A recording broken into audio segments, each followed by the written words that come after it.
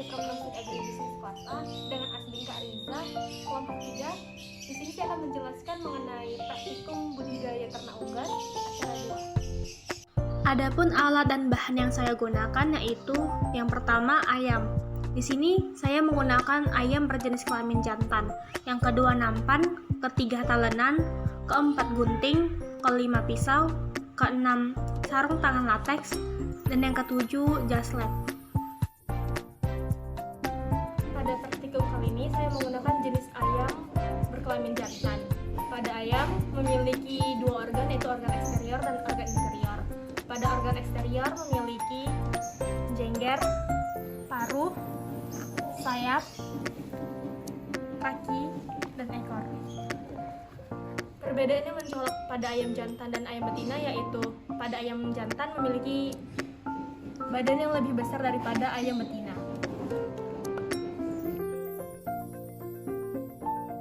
Nah, pada organ pelindung pada ayam terbagi menjadi 5. Yang pertama, jengger, berfungsi untuk membantu ayam agar suhu tubuh tetap dingin. Yang kedua ada paruh, berfungsi untuk mematuk makanan. Yang ketiga, ada kulit, berfungsi untuk melindungi tubuh dari temperatur lingkungan dan pelindung tubuh terhadap masuknya mikroorganisme ke dalam tubuh.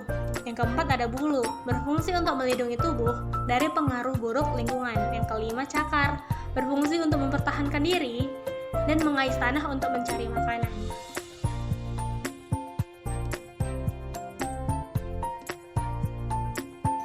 Sebelum kita mengetahui organ interior pada ayam, kita akan mengulitinya terlebih dahulu.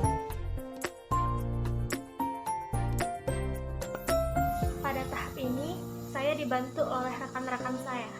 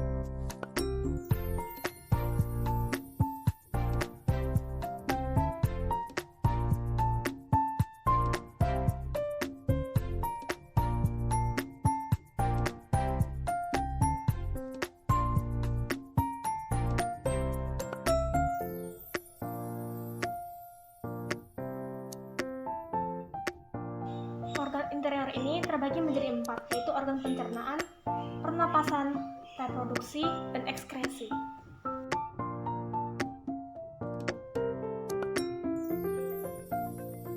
Setelah kita melakukan pengulitan pada ayam, terdapatlah organ interiornya, yaitu ada sistem pencernaan. Pada saat ayam memakan pakannya, pakan akan masuk ke paruh melalui esofagus, kemudian menghantarkan makanan menuju tembolok.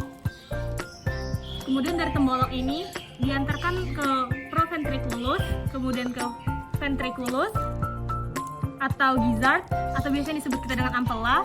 Setelah itu ampela tersebut akan diantarkan ke usus halus. Pada usus halus inilah terjadi penyerapan nutrisi makanan. Lalu terdapat cabang usus yaitu sekul, kemudian turun menuju usus besar. Di sini terjadi penyerapan kembali nutrisi yang belum sepenuhnya terserap oleh usus halus. Kemudian dari usus besar tersebut akan masuk ke dalam kloaka.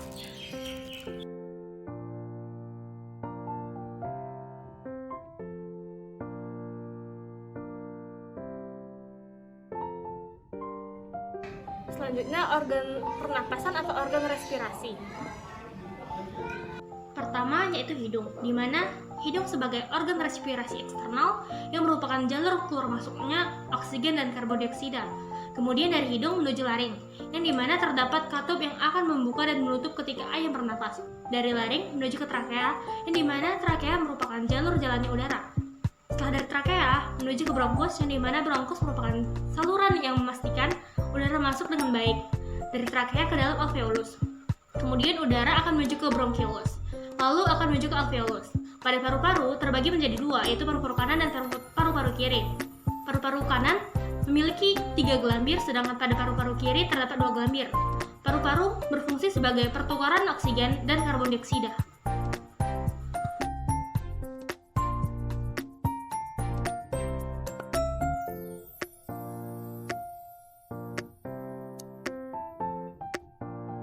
Selanjutnya organ reproduksi pada ayam jantan.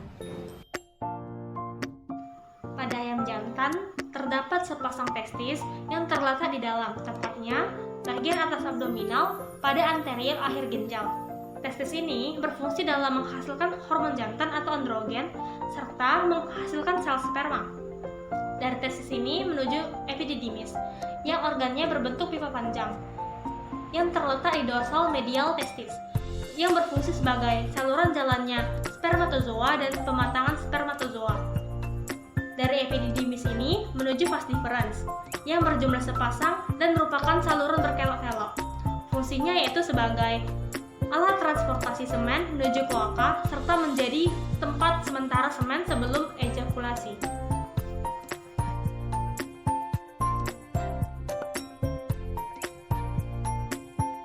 Selanjutnya organ ekskresi. Organ ekskresi ini terdapat ginjal yang melekat pada tubuh ayam. Ginjal berfungsi sebagai organ ekskresi yang mengontrol volume cairan tubuh dan konsentrasi elektrolit, ekskresi sisa-sisa produk metabolisme, mengatur aktivitas metabolisme seperti transport aktif, kontrol yang keseimbangan asam basa dan metabolisme xenobiotik atau obat.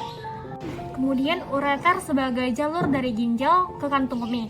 Kantung kemih yaitu tempat menyimpan urin hingga dikeluarkan oleh tubuh, dan kloaka tempat keluarnya urin.